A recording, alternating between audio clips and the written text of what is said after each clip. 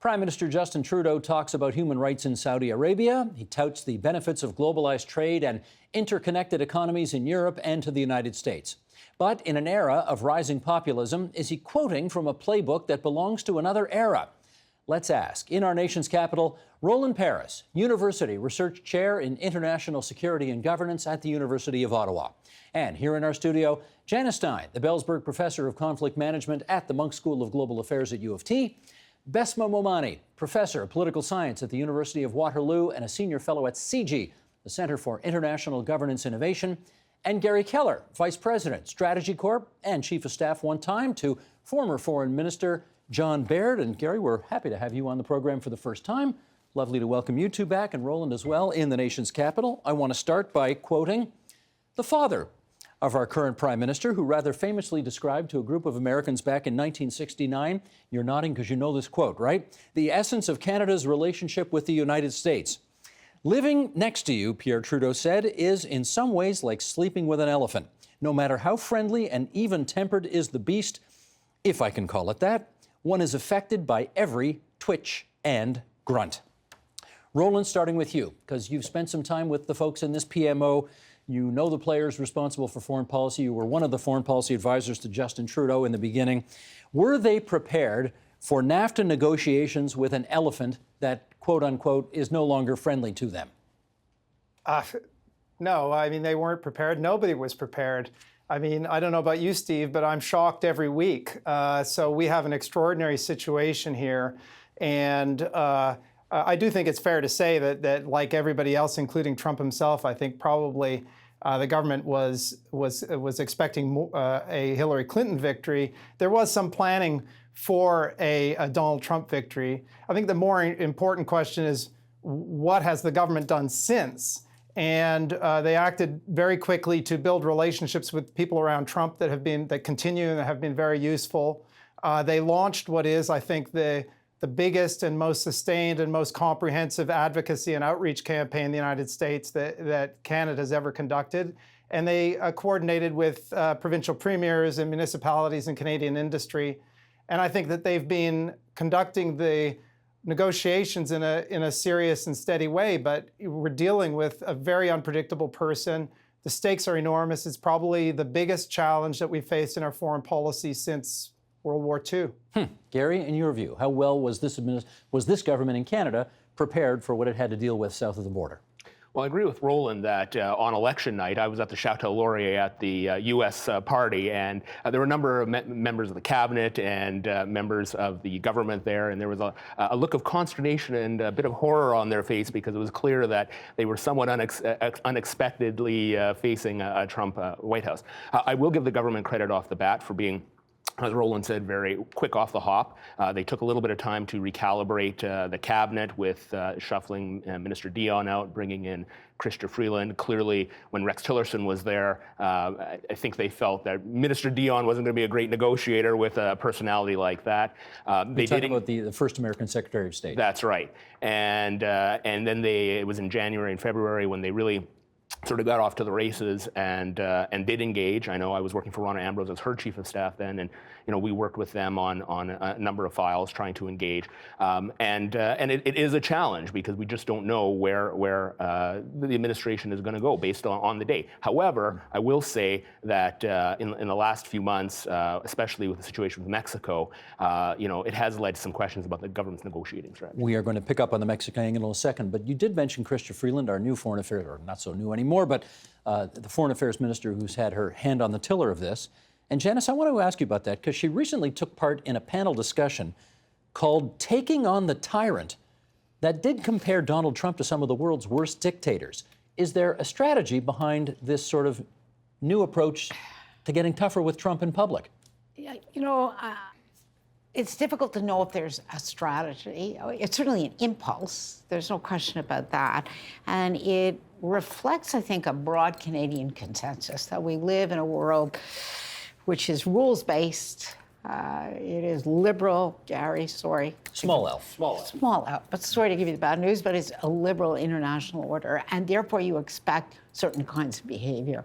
Trump has broken that mold. And it's in that sense that I think not only this government, Canadians are unprepared for the kind of change that has come out of the United States.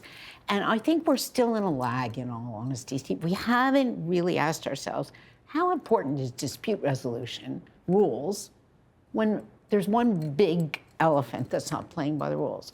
How do you talk about human rights when the rest of the world matters more to you now than it did when you could count on the United States? And that's actually a nonpartisan comment. It's Canadians in general are reeling. But is the answer to those two questions, I don't know?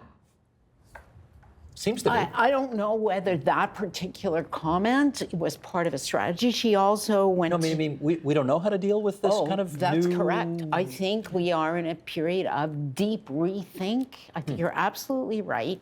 We're in a period of deep rethink in this country now about how we pursue our interests in the world.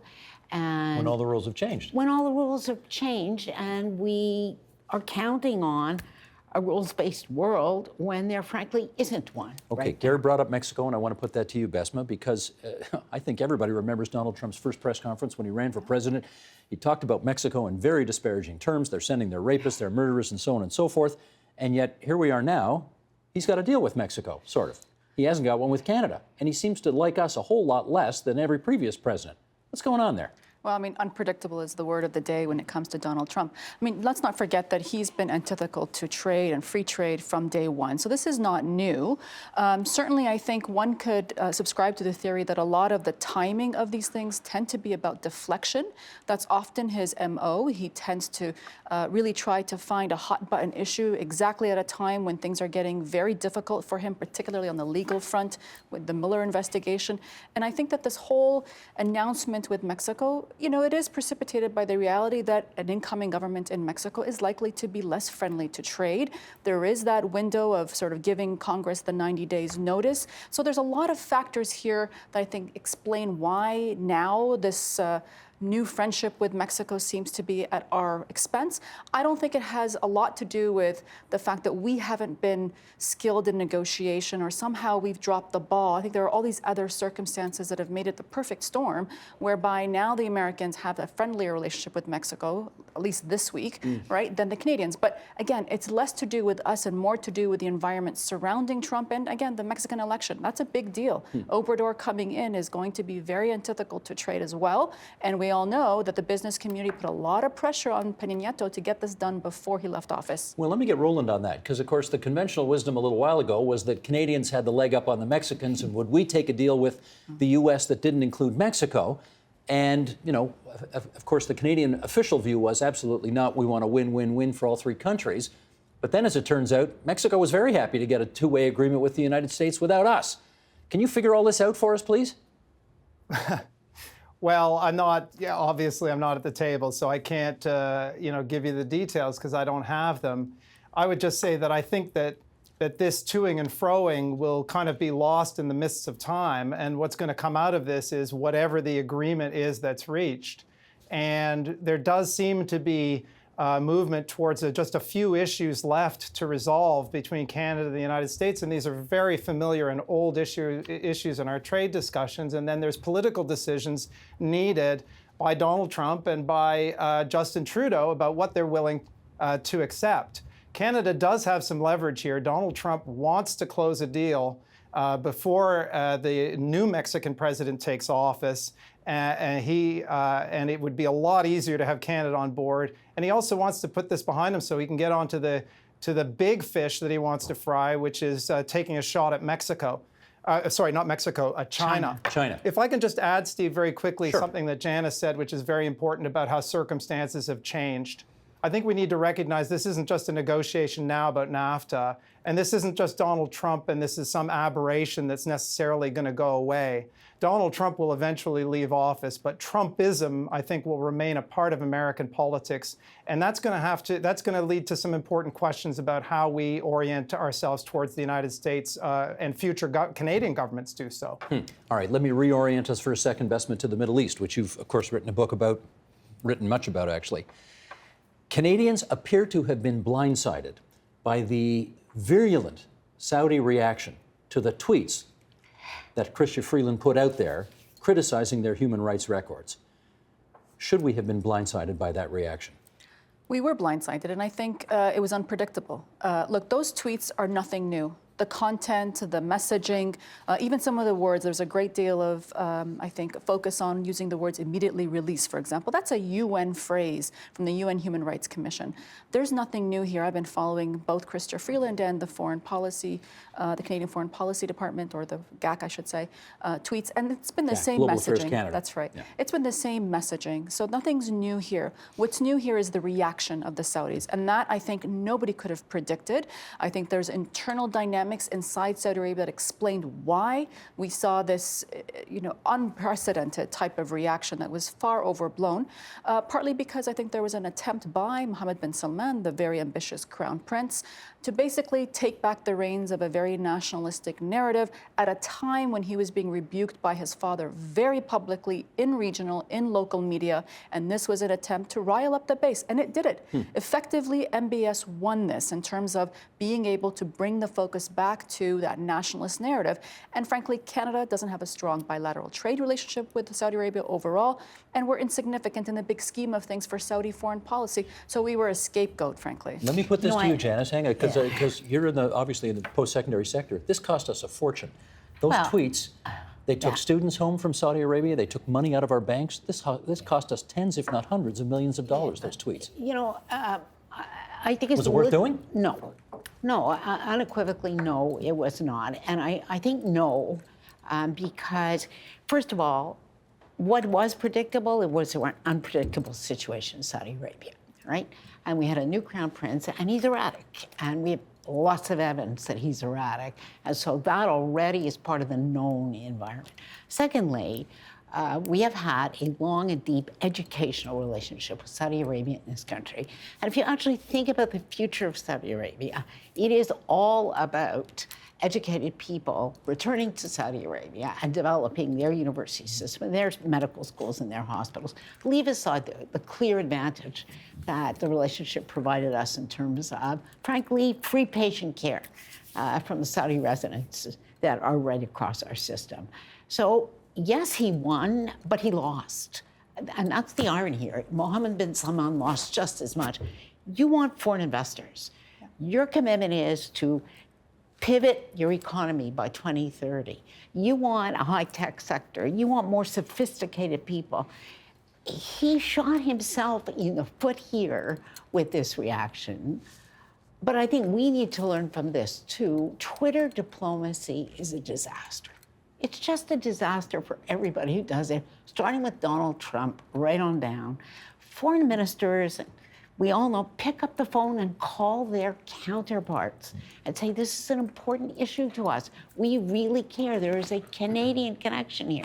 This is, riling up our public opinion. Well, and we find ways. Let me put this to Gary. There was apparently a headline in the Israeli newspaper Haaretz recently that proclaimed Canada, quote, the loneliest country in the world. Wow. What does the lack of support... Over the top. Well, okay, but it's there. What does the lack of support from other Western countries in the face of the Saudi reaction say about our standing in the world right now? Well, I agree with Janice that was a bit of an overstep by Haaretz in reaction. But, I think what shocked Canadians to some extent was the fact that the United States basically said publicly, well, you two folks, you sort it out amongst yourselves. And when it came time to, with the UK, would they support us? It was like, sorry, nobody's home. So I think that actually surprised Canadian public opinion that what we consider to be our friends and allies were less than forthcoming in their support. To Janice's point and to your point on the tweet, it was interesting because Chrystia Freeland's tweets didn't seem to be the ones that actually set the Saudis off. It was the tweet in Arabic from the actual embassy, which seems to have actually using the words immediate release. They shouldn't have done that either, Gary. But I mean, this is the world we're in. I will disagree. Twitter diplomacy is a reality of the world that we're in. Yes, foreign ministers have to be able to pick up the phone. Yes, diplomats have to talk to one another. But going back even to like early 2010, 2011, reaching out from missions it's an important way to connect with people. The reality in the world, in the age of Trump, is when issuing a tweet used to be the least possible thing you could do in a foreign ministry to express concern or support. Trump has blown that up in the terms of he uses it for all sorts of statements, making public pronouncements, and as a result, Twitter has now received that stamp of authenticity and authority. Yeah. And that's the reality we're in. Let me read this from David Mulrooney, and Roland, I'll get you to comment on it first. He, of course, our former ambassador to China. We're generating the perception, he writes, among emerging powers that when we talk about human rights, we're arrogantly insisting on the adoption of an agenda that reflects the worldview and biases of the secular West. Among our Western allies, we're increasingly seen as dilettantes, promoting our values agenda because we have no real interests to pursue. Roland, is he right about the limits of trying to spread Canadian values far and wide? Well, I think it's a bit harsh, but he's on to something, and it's a feature and has been a feature of Canadian diplomacy for decades and cutting across different governments. I think it's a bit harsh, though, with regard to this particular case. I think that Besma is right that, I think that the tweet could have been phrased differently, but the essence of it wasn't remarkable. What was remarkable was the reaction. And I think the lesson in all of this is, the big lesson isn't really about Twitter diplomacy. Political leaders have to be very careful in what they say, no matter what the medium. Mm-hmm. The big lesson is that in the absence of the United States as a leader on human rights, that authoritarian governments will feel increasingly emboldened to be attacking Western governments that are speaking out for these values. And, we were alone there. Not very many countries came to Germany's defense when it received similar kind of treatment. I think what this means is that countries like Canada and Germany and Sweden need to come together and talk about what's acceptable and what's not acceptable so that they'll be prepared to stand with each other should this kind of incident happen again. Well, these words were spoken by Canada's Prime Minister at the United Nations 2 years ago. He said, "We are Canada and we are here to help." Would these words sound believable in 2018, or would anybody care to hear them in 2018? I think they're less believable because we are at a moment when the world around us is changing. And so even if you follow Roland's suggestion that Canada, Sweden, and Germany get together to decide what's acceptable, first of all, who elected them to decide what's acceptable? Even for the West, there's some very obvious omissions there. But beyond that, when you put three people in the room to decide what's acceptable, you're going down to the lowest common denominator amongst those three. So the force and the vigor with which human rights were defended by the United States and by Canada, once you remove the United States from the equation and you have a government in Britain that is totally paralyzed and navel-gazing and self-preoccupied, you don't have the same opportunity to press this case. So what does that mean for us, Steve? Really what it means is we have to be much more careful, think through much more carefully before we tweet. And that's the real trouble with Twitter, that you can do it so quickly. And we have to concert a strategy. We have to decide where we can make a difference.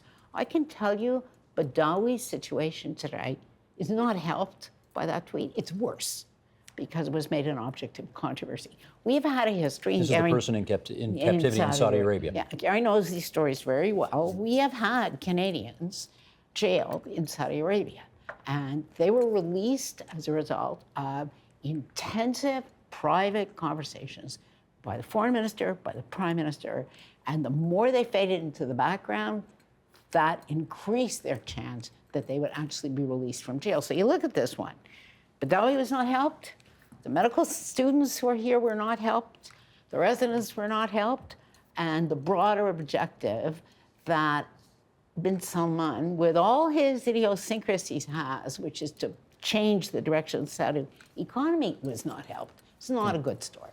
And there is a wider issue here with Saudis. The Saudis and some of their allies in the Gulf have been annoyed with the Trudeau government's approach on Iran. They feel like they don't know where the government is coming from on a lot of issues. So that, combined with perhaps the tweet, was one more step that this issue is percolating wider than just a purely Canada-Saudi issue. The Saudis have, and their allies in the UAE, have been mistrustful of Canada foreign policy in the last couple of years because with the attempted ties with Iran in negotiations, it's been a concern for them. But I noticed, Gary, that Justin Trudeau was not going to give the speech for Canada at the United Nations this year. Some people have made a big deal out of that, although I see you're shaking your head. Stephen Harper didn't go every year either. That's not fair. A prime minister can't go every year to the United Nations and give the speech. That being said, you know, I'm looking forward to all the think pieces condemning Prime Minister Trudeau for not going and ignoring the UN, the same number of think pieces that happened when Prime Minister Harper decided not to go. You are saying that with a bit of tongue-in-cheek, I think. You know, I'm a bit of a cynic on these things. I see. Okay. Roland, I'm It going is not fair to the Prime Minister to criticize him for not going. No. Any prime minister. That's right. I think Harper did, what, 3 and 10 or something like that? I think it was more than that. I think Was it was it? like 4 and 8 or 9. Okay. Anyway, not every year is the point. Not every year. And 2 of those were election years when it's not appropriate in the middle of an election Right. campaign To to go. Roland, let me read this to you. In a recent paper on the Prime Minister's foreign policy agenda, you said that Canada's development spending was trending towards its lowest level in 50 years when you measure it as a percentage of our gross domestic product.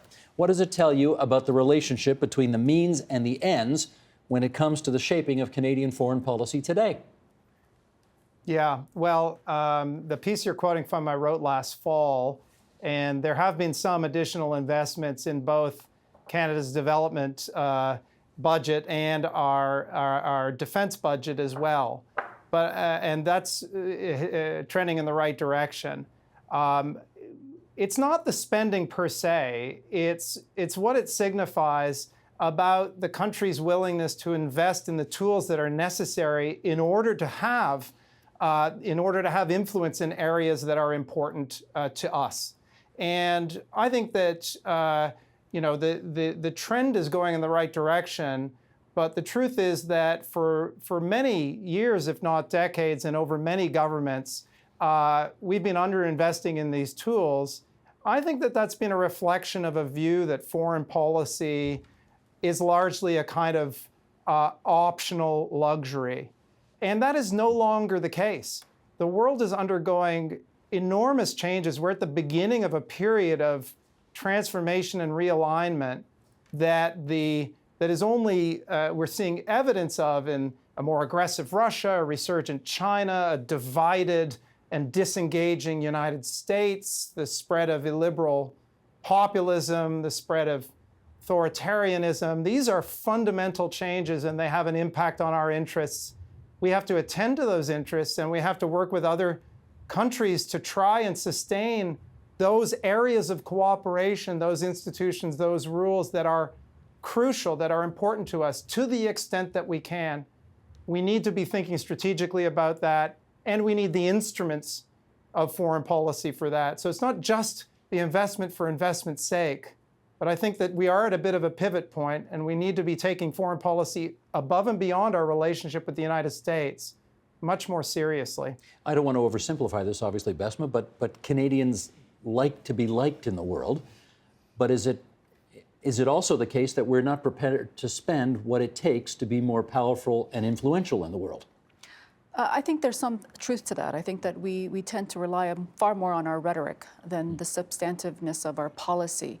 I think what we need to do is focus on choosing these niche boutique-type projects, and we can do a lot with very little. I don't think that we have to be the big spender. We'll never be the big spender. We'll never be the superpower. No, but they did talk about us back in the day punching above our weight. Do they still talk about us that way? I think we still do. I think we still do. I think you need to sort of go to the field to see that. You know, you look at something like the IDRC, the International Development Research Council, small pittance in terms of the global amount of aid that goes, or money that we allocate to aid, and we find these niche projects where other funders don't come in. We assist in being the verification for other agencies and aid agencies to come in and pour their money. And so we're an amplifier. And that's really important in this game. You know, we cannot do this alone. The beauty of the system allows us to work with other like-minded states to sort of amplify our weight and our power globally. The challenge, of course, is that so many of those other countries are increasingly becoming illiberal. You know, they're sort of succumbing to the populist will. I mean, we look at, a G7 partner like Italy now being run by this populist, five-star movement party. This is happening far too often, whether Poland, Hungary. Right after this, we've got an Italian member of parliament on the program who's actually born and raised in Toronto, represents Italians abroad who will talk about all of these issues. Absolutely. So this is the challenge. The challenge is the allies that we used to depend on, again, the Western NATO allies.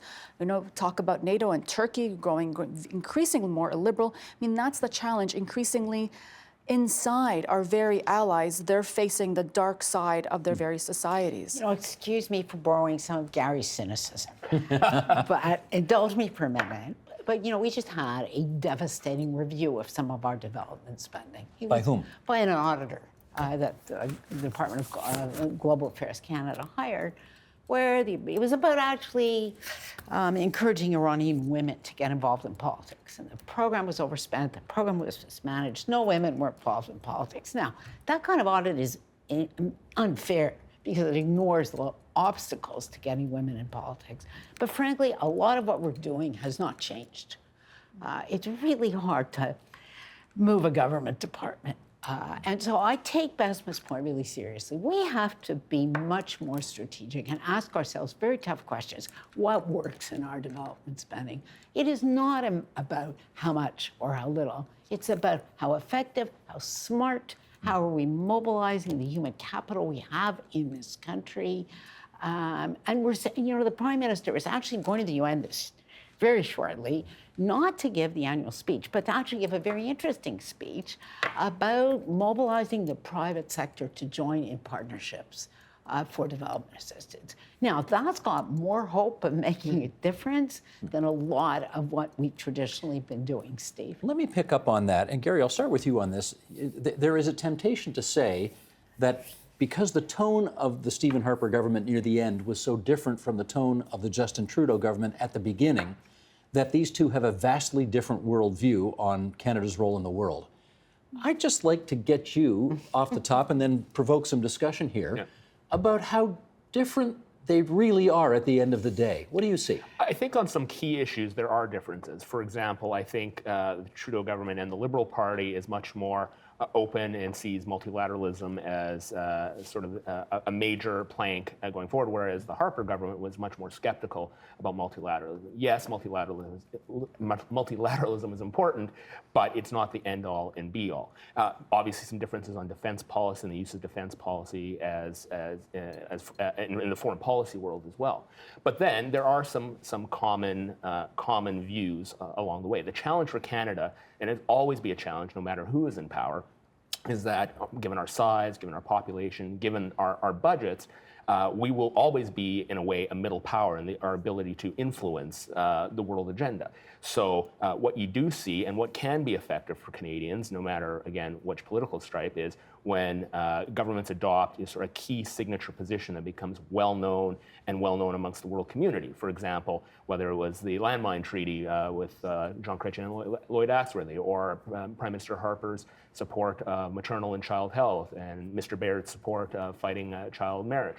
Obviously, the Trudeau government has focused on issues like gender equality and those types of issues. So that is where Canada, I believe, will always have the ability to sort of make a presence in the world, is to pick up on a signature policy and really drive that policy around the world in different sectors. Let me get Roland Paris on that. Do you see more similarities or more differences when you compare Harper on foreign policy to Trudeau on foreign policy?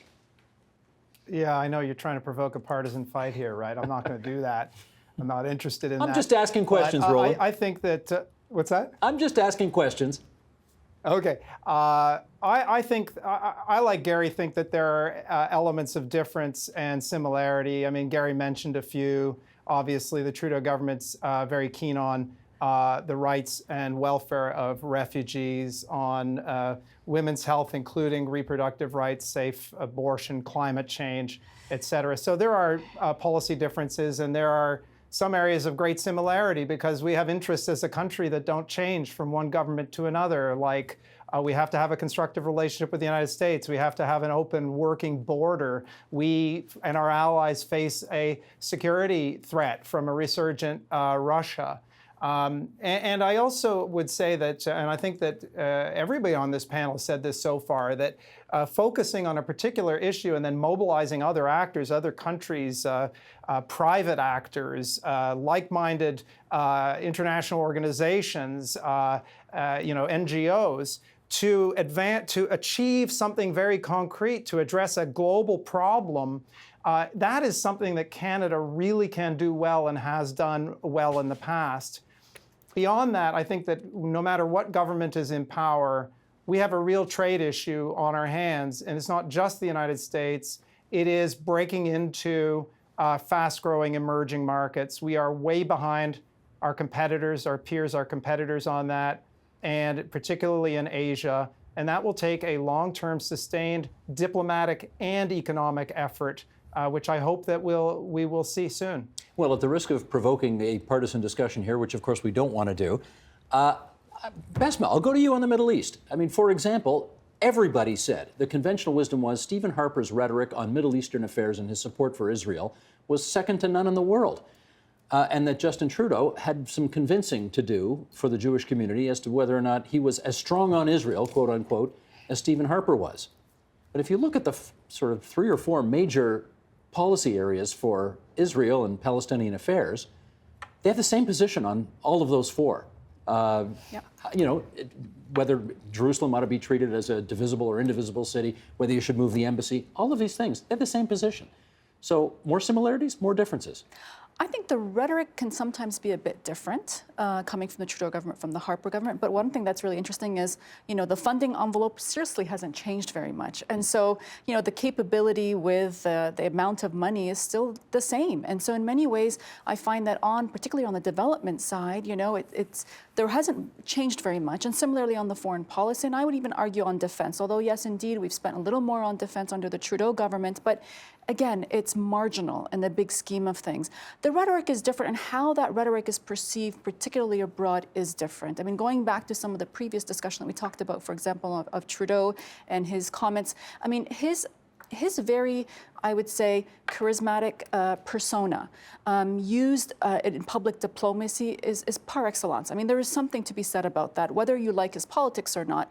His ability to go on camera and to articulate the Canadian value is quite impressive. He's a performer. He's a performer, and I think that's a very different style than Harper, who probably didn't really like the limelight. And so the rhetoric and how it's perceived abroad is important. And I would say that under the Trudeau government, one thing they've done very well is public diplomacy. And again, putting aside obviously the kerfuffle with the Saudis, no doubt, but if you go on the ground and you talk to people have a lot of respect for this Prime Minister outside of the capitals. I mean, I'm not saying that the governments of Poland and Hungary and Turkey and others, you know, love what the Trudeau government is doing. But if you ask the people particularly in civil society, and again, that small L liberal who are looking for someone out there to champion, absolutely, to champion liberal rights. Quick comeback on this? I think that the brand as a performer, it's also obviously had some downside too. The trip to India, it was the international media and the Indian media that said, what the heck is going on here? This is way over the top. And he would acknowledge that after the fact. And I think he would acknowledge it after the fact. And that trip is now widely seen as a disaster, even though it was based on him being a performer. On Israel, I do think there are differentiations. I think that, you know, on some UN votes, the government has abstained, whereas the Harper government would have voted against those resolutions. The government has re-upped its support for UNRWA, which was a major sticking point with the Harper government, with the UN Refugee Agency, and now with Andrew Scheer committing that a conservative government would move the embassy to Jerusalem, there are very clear differentiations in policy. I remember a previous conservative prime minister 40 years ago vowing to move the embassy to Jerusalem, and it didn't happen then. You really believe it'll happen now? We'll have to wait and see. We'll have to wait and see. You know what I think we're talking about here? The narcissism of small differences. Yeah, okay. All right? And you know, there is a bigger picture here, folks. Honestly, whether you move the embassy or you don't move the embassy or this project gets right, that's not going to be determining either of those relationships or, frankly, of the bigger challenge that we face. Can I follow up on that? Because we've got just a couple of minutes left here, and let's finish on that. If the order that we have been following post-World War II and have been a part of in those 70 years is crumbling, what do we do in the world now? See, I think that's the big question this country faces, and I actually think that crosses party lines because there's interesting convergences that cross party lines over this. The big challenge we face right now, and our trade negotiators are the best in the world, frankly. We have the best of anybody in the world. We have to make a decision in the next 2 weeks. Do we hang tough and invest in a dispute resolution mechanism which is rules-based, because we actually believe that the United States will come back and play by the rules and put at risk the deal that we can have at the table? Or do we say we have lost confidence that the United States will play by the rules in any meaningful way, and therefore we will do the best we can for the supply chains and an integrated North American economy that we have today, and use the time to do what we should have done a long time ago, which is to seriously invest in diversifying our trade relationships. Roland, I got about a minute left. Two different worlds. Come on in on that if you would. Well, I totally agree with the diversifying the trade relations, not so in agreement with Janice on the dispute resolution. I think it is important because this is something that will be built into a deal that will extend presumably far beyond the current administration. I think more generally about what Canada can do and if the order is being disrupted, a few things. One is we are working to try to advance areas of cooperation like the Paris Climate Accord, like the TPP, that have, if you will, docking bays built into them for the United States to rejoin those groupings should the United States wish to. Take climate change. We're also working with subnational, the state of California, other states, big companies in the United States. So there are ways of still finding cooperation. I think that also we're backfilling in some areas. We have the opportunity, a limited opportunity, to backfill in some areas where the United States is pulling back. So if the United States pulls funding for international funding to support access to safe and legal abortion, Canada can and has increased its support in that area. And then I think Canada can convene other countries based on Canada's own assessment of what areas of this order are really critical to us to try to salvage, save the China. And I think a perfect example is WTO, and I think you're going to see Canada working with. I'm jumping in here, Roland. Forgive me, because we're going to lose our satellite to you in 7 seconds, and that won't give me time to say goodbye to you. So goodbye, Roland, and thanks for being there on the line from Ottawa for us. Besma Momani, Janice Stein, Gary Keller. Great to have all of you in our studio as well. Pleasure. The Agenda with Steve Bacon is brought to you by the Chartered Professional Accountants of Ontario, helping businesses stay on the right side of change with strategic thinking, insightful decisions, and business leadership. Are you on the right side of change? Ask an Ontario CPA.